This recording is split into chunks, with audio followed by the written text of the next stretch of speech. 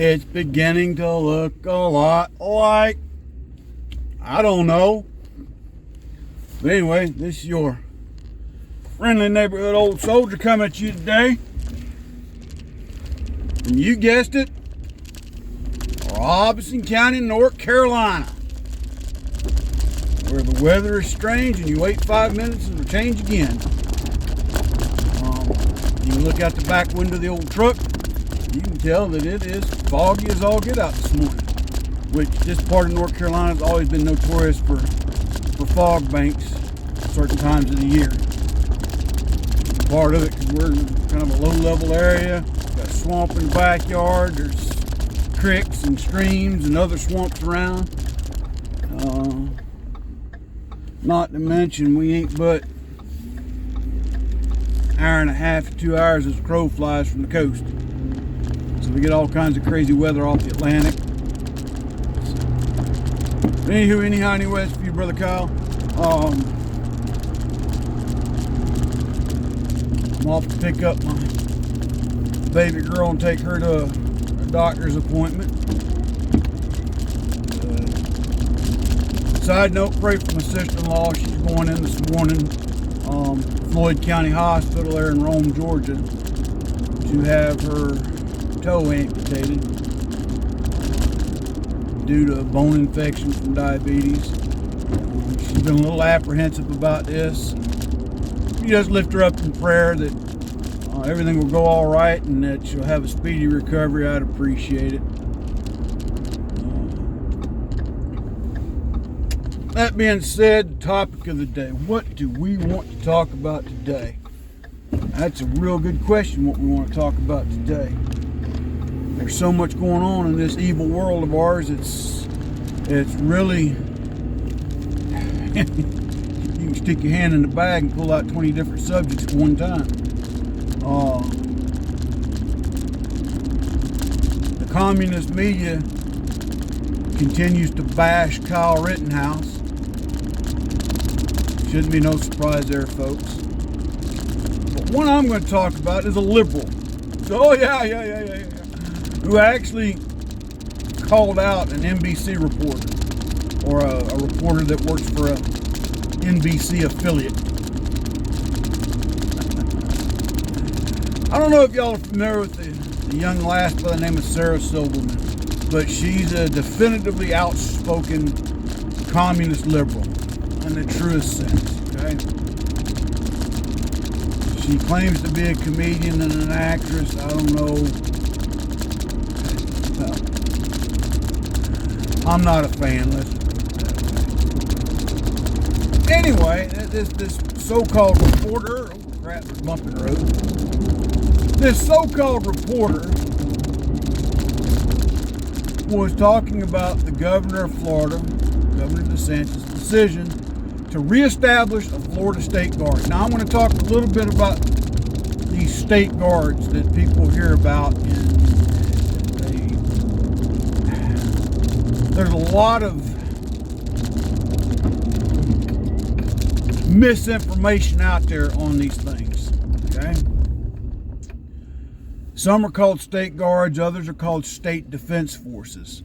But they all operate under the auspices of each respective state that has one, okay? And in many cases, they do receive a level of federal funding, not much, but a level.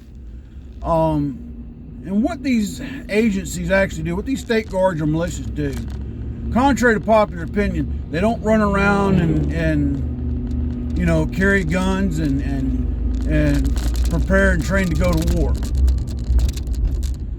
Truth be told, the majority of them, what they do is they aid the state in the event of civil disaster and civil unrest. They, case example, they'll help set up checkpoints for, let's say, a flood.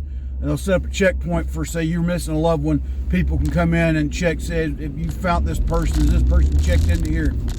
In many cases, they get training in first aid, basic rescue, things like that.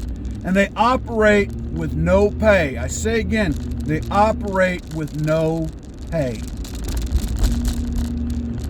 Also, in many cases, they'll wear the uniform of the Army or the Air Force, depending on what type of state militia or guard they are. Okay? But instead of U.S. Army or U.S. Air Force, they'll have, case of Tennessee, it'll be the Tennessee State Defense Force. Some places, I think Texas, actually says Texas State Militia instead of Texas Guard. Either way it goes. And then, of course, their last name on the right side of their uniform.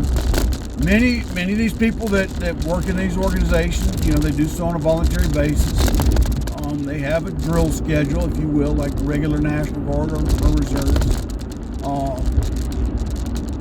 Most of the time they supply their own uniform at their own cost.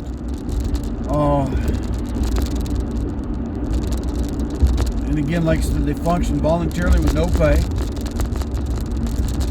When I was in the Tennessee National Guard, there was the Tennessee State Defense Force, and part of their mission was to man the armories in the event the National Guard deployed. In other words, they would man the armories just to make sure the day-to-day upkeep of the building and the facilities stayed up. Okay. They also aided the staybacks with, helping with family members if they were coming to check on their loved one while they're deployed, etc., so forth. But again, like I said, they, 9 out of 10 times they'll supply their uniforms at their own cost. But a lot of these members also are prior military. But some are not. Okay? For some that don't qualify for active military service for whatever reason, this is another means by which people can serve their community. Alright, so now I got all that out there, and if you want to verify this information, y'all can get on the gee whiz internets like I can. Some of you may have already experienced these people. They get made fun of, I hate to say it, the active force people, they see these, especially around a town like here in Fort Bragg. They were seeing, I think North Carolina abolished theirs. They may be bringing it back, I can't remember. Florida hadn't had one since 1947. Long story short, sometimes the active force will see them and they'll make fun of them, but without fully understanding what their mission is. Okay. So let's fast forward now to this lib-turded communist reporter, and she just, without reading the whole article why the governor was reestablishing this group of volunteers, she just went off the typical communist talking points of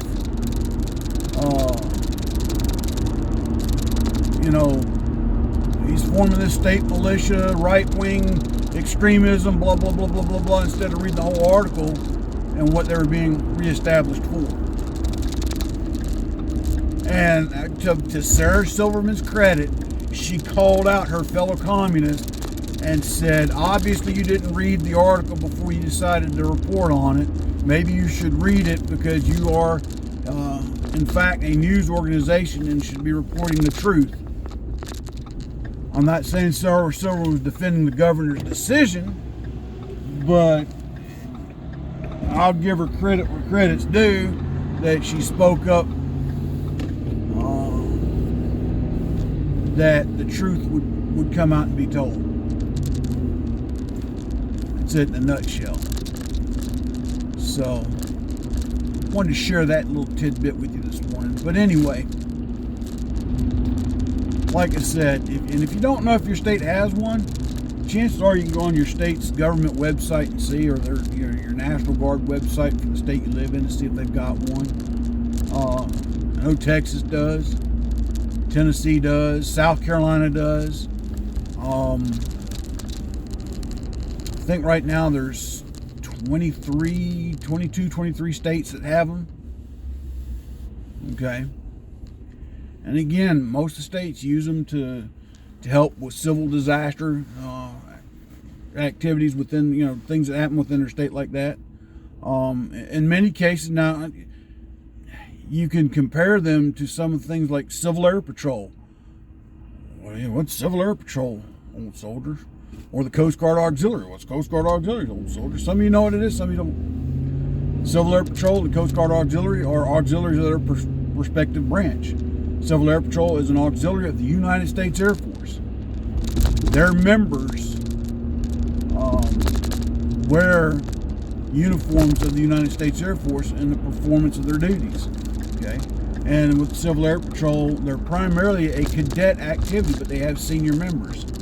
All right, and part of the cadet program is to teach young men and women good citizenship. The other part of it is search and rescue, air search and rescue, but they also train ground search teams, and they help and aid civil authorities in the event of missing persons and things of that nature, or a downed aircraft, things like that. Okay.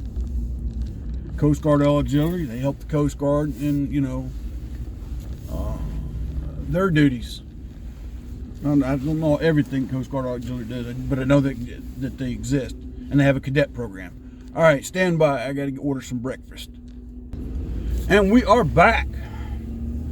So, got me some sausage biscuits to fill my gut up. I get ready to go like she get my daughter. Anyway, folks, just wanted to share that stuff with you today. Like I said, side note, if you don't know about these state guards and their programs, check them out. It might be somewhere that some of y'all might want to go and volunteer for. Sure, I'm watching these crazy people drive, because I ain't gonna pull out in front of these nuts like some of these folks are doing right now. But check them out. Like I said, it's an opportunity to serve your community if you're so inclined to do so. I know Civil Air, like we're talking about Civil Air Patrol, I was a member of that when I was in high school. Thoroughly enjoyed it. Learned a lot. Got to run around the woods and learn a lot of good training there as well. So it benefited me later on in my Army career. So keep that in mind anyway. Folks, other than that, also pray for Mother's son. Tim and his wife will be on the road this week, coming to visit, finally get to see Mother grandson. And they will be traveling this week. Just pray for their safe travels if you would. I'd appreciate it. But until then, folks, God bless, take care, stay safe, stay armed, stay vigilant, keep your eyes open, keep your head on swivel. Breathe. Anywho, anyhow, anyway, that's for you again, Brother Kyle. God bless, take care, soldier out.